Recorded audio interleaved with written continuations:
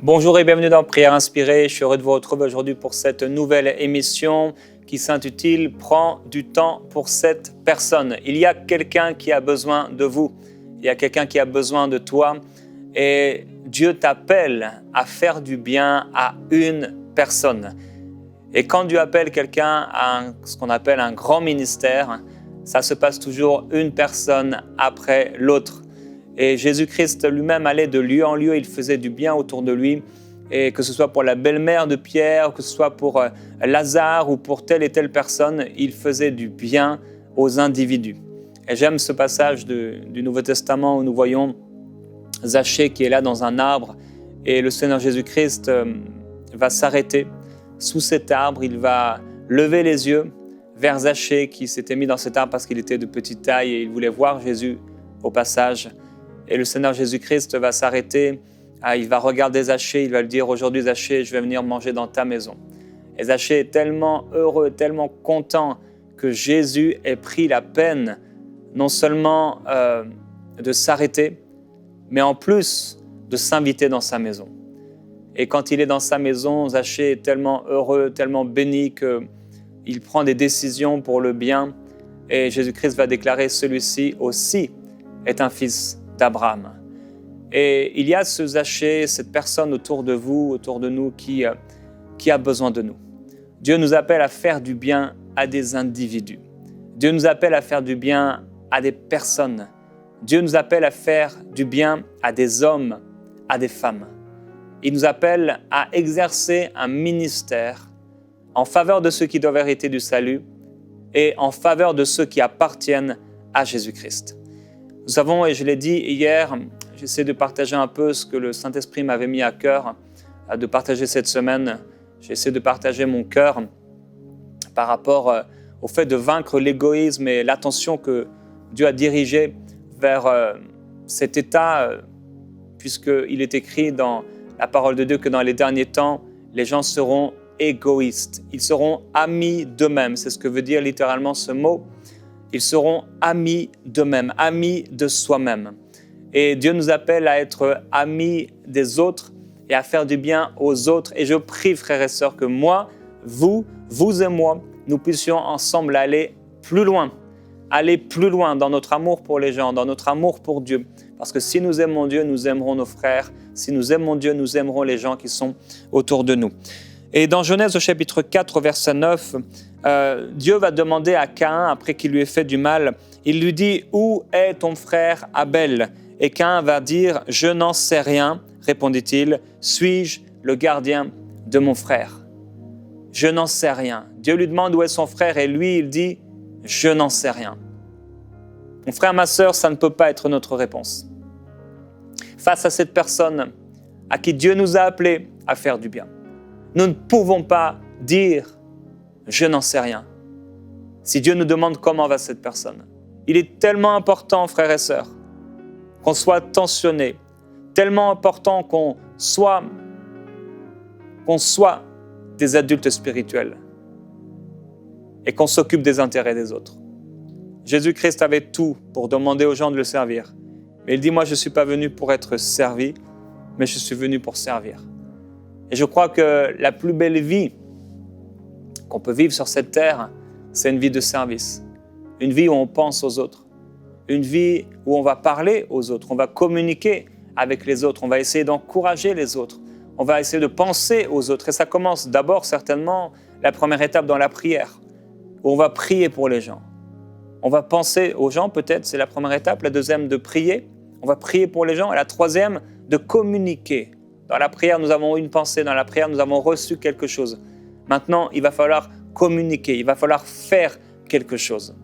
Il y a quelques jours, dans la nuit, j'ai rêvé que j'étais en voiture et ce n'était pas moi qui conduisais, je crois. J'étais dans la voiture à l'arrière et il y avait, je crois, 2 hommes et ils m'ont amené dans un endroit et je me suis retrouvé proche d'une maison de quelqu'un de ma famille que je n'ai pas vu depuis de nombreuses années. Et à mon réveil, je pensais à ça, bien sûr, et je me suis dit, il faut que je contacte cette personne et savoir comment elle va, etc. Et j'ai contacté une personne de ma famille, lui demandé son numéro. Elle m'a dit, tu ne sais pas, mais c'est son anniversaire aujourd'hui. Dieu m'avait donné ce songe pour pouvoir encourager cette personne le jour de son anniversaire. Et il avait porté mon attention sur cette personne que j'avais quelque part oubliée, à laquelle je n'avais pas pensé depuis longtemps. Et il dit ici, « Où est ton frère Abel ?» Il répond, « Je n'en sais rien. Suis-je le gardien de mon frère ?» Alors, c'est sûr qu'on est limité et qu'on ne pourra peut-être pas porter tout le monde entier.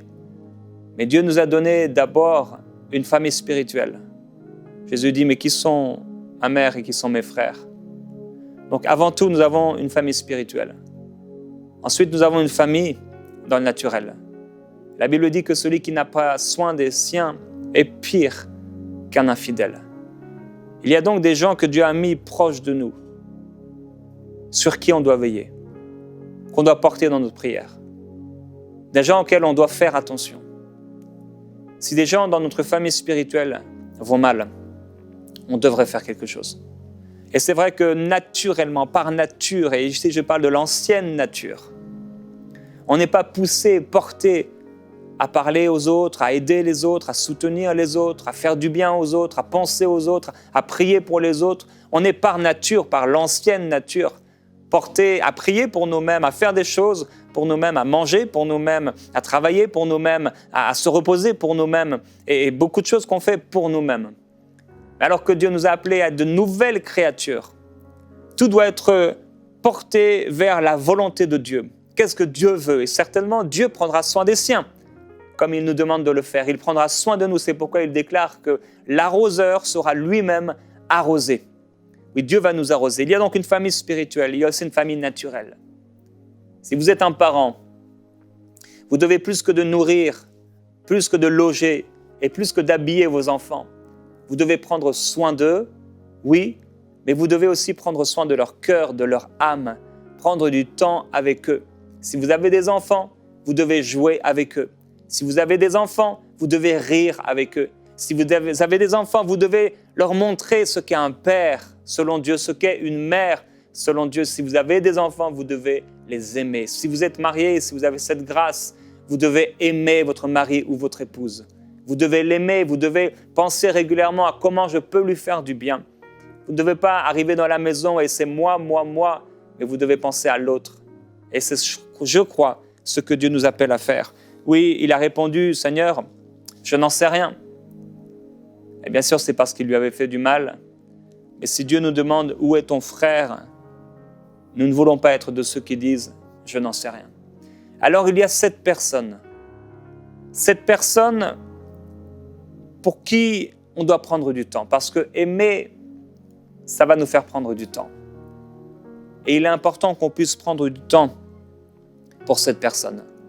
Jésus dit que le mercenaire, contrairement à lui qui donne sa vie pour ses brebis, le mercenaire qui n'est pas le berger, à qui n'appartiennent pas les brebis, il voit venir le loup, il abandonne les brebis et il prend la fuite. Il s'enfuit parce qu'il est mercenaire et qu'il ne se met pas en peine des brebis. Mais Jésus dit, je suis le bon berger. Frères et sœurs, dans ce temps de prière, Dieu nous appelle à ne pas être un mercenaire et Dieu nous appelle à faire mourir tout ce qui pourrait être mercenaire en nous, à fuir et à ne pas penser aux autres.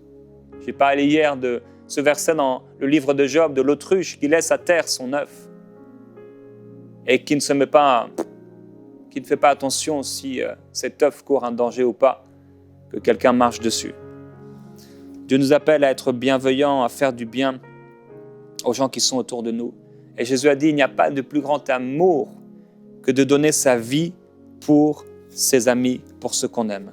Job a dit dans son livre au chapitre 19, au verset 14, il dit « Je suis abandonné de mes proches, je suis oublié de mes intimes. » Je me souviendrai toujours de cette mamie dans le Seigneur, dans notre église en Bretagne. Elle savait qu'on commençait ce site internet enseigne-moi.com, c'était au tout début. Elle m'a dit « Jérémie, n'oublie pas les personnes âgées. Et dis aux gens de ne pas oublier les personnes âgées. » Eux n'avaient pas de famille naturelle, ils n'avaient pas d'enfants, mais ils avaient une église et ils étaient souvent oubliés. Job a dit dans ses souffrances « Je suis abandonné de mes proches, je suis oublié de mes intimes. Les hôtes de ma maison et mes servantes me considèrent comme un étranger. Je ne suis plus à leurs yeux qu'un inconnu. Je prie, mes amis, que Dieu nous garde de cet état d'esprit d'égoïsme qui est une des caractéristiques de la fin des temps. Je prie que si quelqu'un est malade dans notre famille, qu'on puisse aller visiter cette personne. Oui, aimer, ça prend du temps. Et je veux vous encourager aujourd'hui, comme nous l'avons fait hier pour certaines personnes, mais vraiment à demander pardon à Dieu. Père, je te demande sincèrement pardon pour toutes les fois où on a laissé des gens derrière nous. On les a laissés dans leur souffrance. On ne les a pas visités. On n'a pas fait attention à eux. On n'a pas porté attention à eux. Ta parole déclare que tu as porté attention à nous, que tu nous as tellement aimés que tu es venu sur la terre donner ta vie. Tu l'as donnée. Et tu as dit que si on retient notre vie, on sera perdu. Et que si on la donne, on recevra une couronne incorruptible. Père, nous refusons d'être comme Caïn qui ne savait pas. Il mentait, mais qui ne savait pas où était son frère. Qui a déclaré, suis-je le gardien de mon frère? Tu nous as placés comme des gardiens, des gens que tu as mis à nos côtés. Apprends-nous à aimer, Seigneur, comme tu aimes. Apprends-nous à penser à eux, à faire du bien autour de nous. Apprends-nous à prendre ce temps que tu nous as donné, cet argent que tu as mis dans nos mains, ces dons que tu nous as donnés pour faire du bien autour de nous. Merci Saint-Esprit. Alléluia, gloire à Dieu, gloire à Jésus-Christ. Alléluia. Merci Saint-Esprit. Alléluia. Dans 1 Corinthiens au chapitre 10 et au verset 24, on peut lire même le verset 23. Tout est permis, mais tout n'est pas utile. Tout est permis, mais tout n'édifie pas. Et si souvent on perd du temps comme ça. Et il dit que personne ne cherche son propre intérêt, mais celui d'autrui. C'est vrai, on a le droit de passer des soirées, des soirées, des soirées, et de gérer notre temps libre comme on le veut. Mais tout n'édifie pas, et tout n'est pas utile. Et Dieu nous appelle à chercher les intérêts des autres. Et dans Philippiens, au chapitre 2, il y a cette exclamation de l'apôtre Paul, cette tristesse. Il dit à cette église, à ces croyants, « Je n'ai personne qui partage mes sentiments pour se soucier sincèrement de votre situation. Tous, en effet, cherchent leurs propres intérêts et non ceux de Jésus-Christ. » Pour l'apôtre Paul, se soucier des intérêts des Philippiens, c'était se soucier des intérêts de Jésus-Christ. Pour l'apôtre Paul, prier pour les Philippiens, donner du temps à ses croyants, donner du temps à l'Église, c'était donner du temps à Jésus-Christ. C'était répondre aux intérêts qui étaient en Jésus-Christ. Et il dit un peu plus haut, « Mes bien-aimés, comme vous avez toujours obéi avec crainte et tremblement, mettez votre salut en action, non seulement comme si j'étais présent, mais bien plus encore maintenant que je suis absent. Car c'est Dieu qui opère en vous le vouloir et le faire, selon son dessein bienveillant. » J'avoue, frères et sœurs, que quand on entend parler de penser aux autres, de faire du bien aux autres, il y a une prière qui commence à résonner, il y a un cri qui commence à se lever en nous. Seigneur, mets en nous le vouloir et le faire. Parce que nous connaissons nos incapacités, parce que nous savons où nous en sommes, nous avons besoin de prier cette prière par rapport à ces besoins qui sont autour de nous, par rapport à ces gens, par rapport à ce temps qu'on pense ne pas avoir. Cette prière, mets en moi le vouloir et le faire. Et je voudrais t'encourager là où tu es à prier cette prière de tout ton cœur.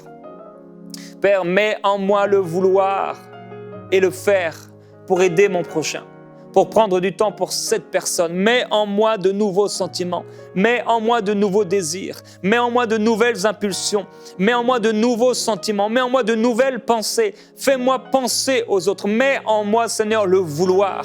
Mets en moi le vouloir. Oh, je prie, Père Céleste, que tu mettes en nous le vouloir et le faire. Je prie que tu mettes dans nos cœurs de nouveaux sentiments, que tu portes notre attention vers ce qui est bien. Je prie, Père, que tous nos désirs personnels, tout ce qui est à nous, Seigneur, on le place à nouveau. On renonce à nouveau à notre vie pour que tu mettes en nous tes sentiments, que tu mettes en nous tes désirs. Père, je prie, donne-nous de nouveaux sentiments, donne-nous de nouveaux désirs, donne-nous une nouvelle volonté. Une volonté rafraîchie par la croix, une volonté rafraîchie dans l'obéissance.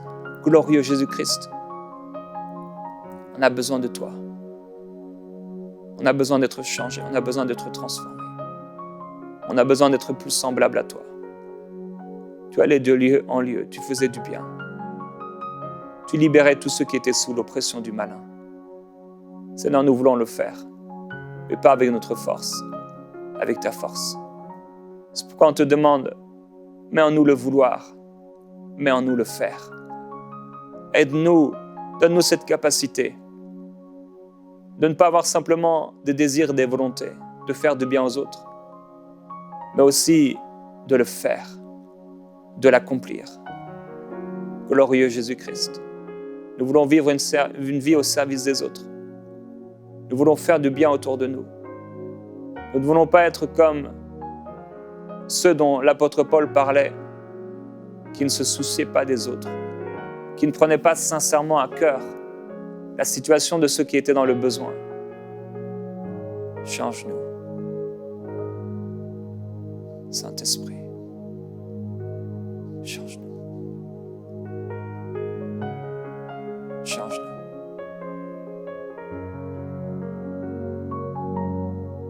Demande au Seigneur de te changer. Demande au Seigneur de te transformer. Demande au Seigneur de prendre plus de place, de mettre en toi le vouloir et le faire. Dis-lui tes incapacités. Confesse-lui ce que tu n'as pas réussi. Confesse-lui peut-être ta paresse spirituelle. Confesse-lui peut-être ton égoïsme. Dans ce temps de prière, c'est important. La transformation et le changement arrivent et commencent toujours par la repentance. Une repentance dans le cœur. On réalise qu'on fait mal.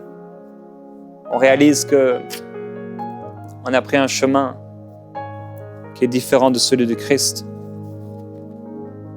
On réalise qu'on a besoin de changer,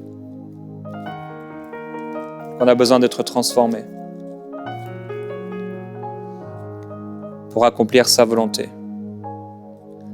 Dans 1 Pierre au chapitre 4, au verset 7, l'apôtre Paul dit « La fin de toute chose est proche.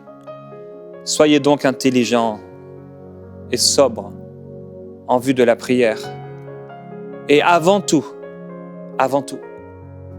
ayez les uns pour les autres un amour constant, car l'amour couvre une multitude de péchés.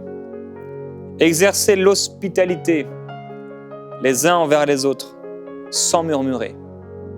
Et puisque chacun a reçu un don, mettez-le au service des autres, en bons intendants de la grâce si diverse de Dieu. Tu as reçu un don de Dieu, mon frère, ma sœur. Tu as reçu un don de Dieu. C'est peut-être un don même pour cuisiner. Et tu peux faire des bonnes œuvres. Il y a cette femme, Dorcas, dans la parole de Dieu, qui est ressuscitée parce qu'elle faisait des œuvres bonnes. Elle cousait des vêtements. Elle faisait des vêtements.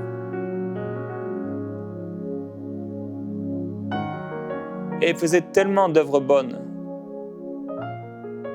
qu'on a supplié l'apôtre de venir pour la ressusciter d'entre les morts. Alors c'est peut-être des plats que tu peux faire à quelqu'un qui est dans le besoin. C'est peut-être des plats que tu peux faire à cette maman qui vient d'accoucher, à cette femme âgée qui a peut-être plus la capacité, la force, ou peut-être qu'il l'a mais qui aurait besoin et qui serait touché par cette attention. Peut-être que ton don, c'est la libéralité, la générosité. Et on doit tous y aspirer. Et peut-être que Dieu a mis dans ta main un peu d'argent pour faire du bien à une famille, pour encourager quelqu'un, pour payer la réparation d'une voiture d'un frère, pour payer les courses à la caisse quand tu es dans ce magasin et tu vois quelqu'un et il a l'air pauvre et tu vois ce qu'il s'achète et tu te dis mais je m'achetais ça peut-être quand j'étais étudiant mais aujourd'hui c'est plus le genre de choses que je m'achète. Et tu as envie de faire du bien. Peut-être tu es dans un rayon et tu vois une petite fille qui demande « Maman, est-ce que tu pourrais m'acheter ça ?» Et la maman qui dit « Je n'ai pas d'argent. » On ne peut pas. Et là, ton cœur s'émeut, ton cœur est touché.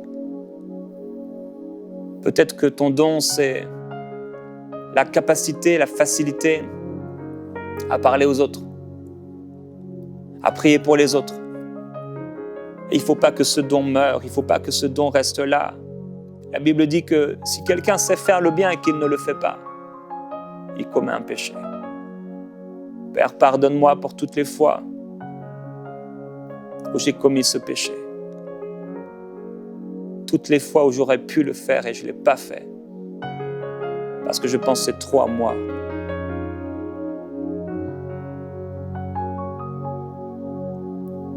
Mon frère me racontait cette illustration. Je crois même que c'était quelque chose que quelqu'un avait vécu dans son entourage.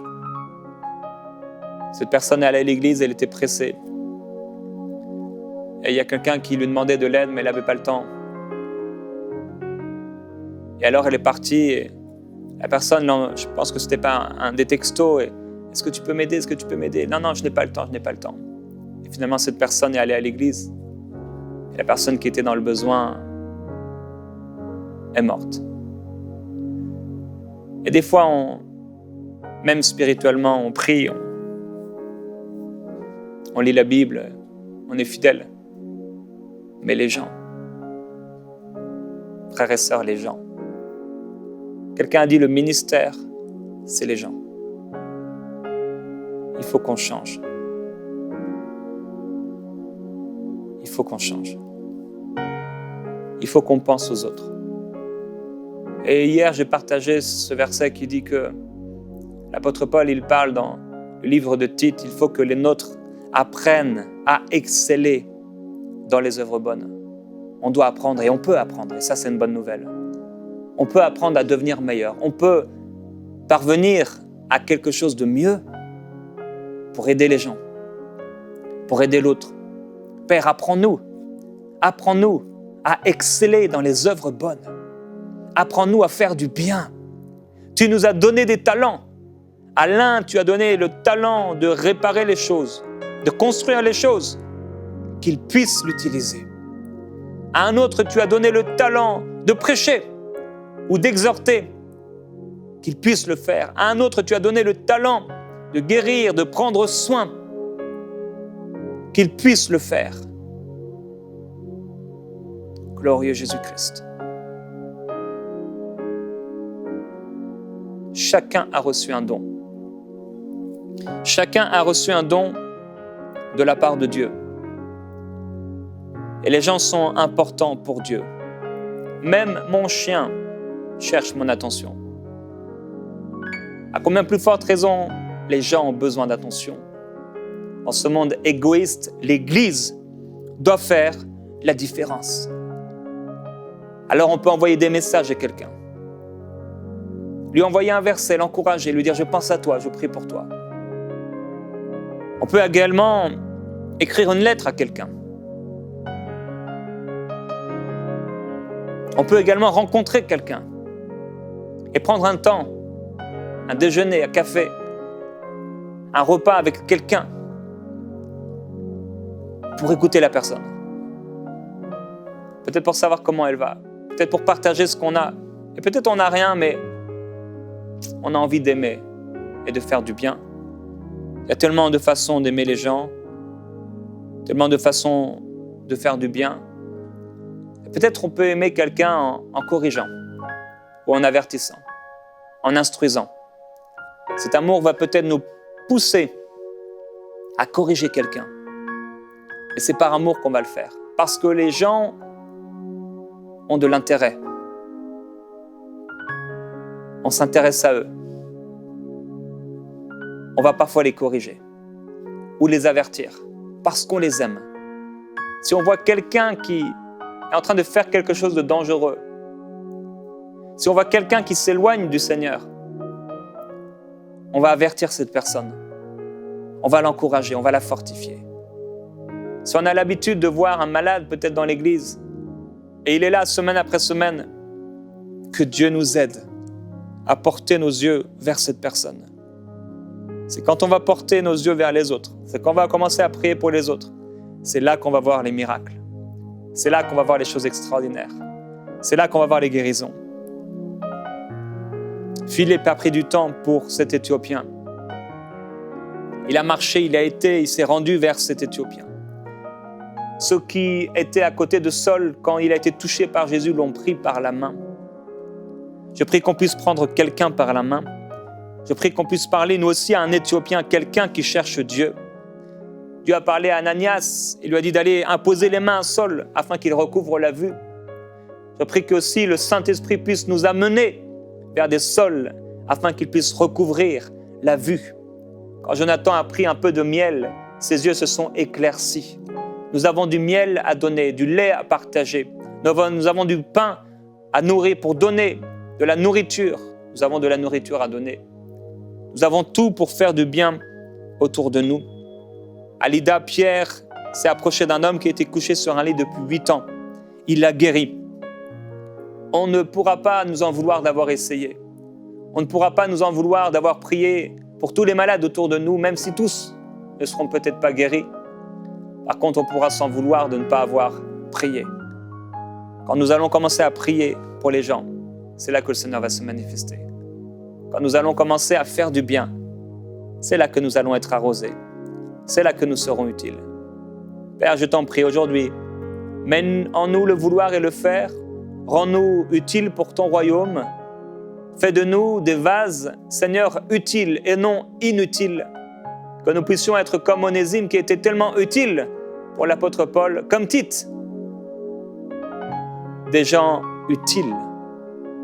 Aujourd'hui, précieux Père, fais de nous des hommes, des femmes utiles dans ton royaume. Au nom de Jésus-Christ.